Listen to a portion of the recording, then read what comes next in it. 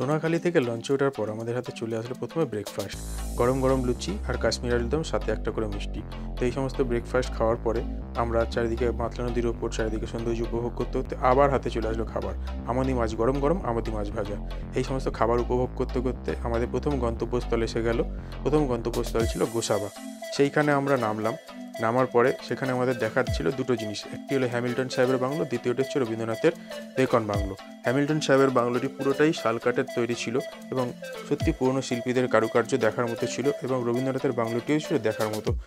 চারিদিকে যে সৌন্দর্য, প্রকৃতির মতো সৌন্দর্য এবং পুরোপুরি কাঠের তৈরি বাংলো, তাড়িয়ে তাড়িয়ে উপভোগ করার পরে একটাই জিনিস আপনাদেরকে মনে হবে যে পুরনো যে শিল্পীদের কাজ আজ কি আবার ফিরে আসবে। এরপর এই সমস্ত দেখার পর আমরা আবার চলে গেলাম লঞ্চে। সেখানে আমাদেরকে দিয়ে দেওয়া হলো সেদিনকার মধ্যাহ্নভোজ।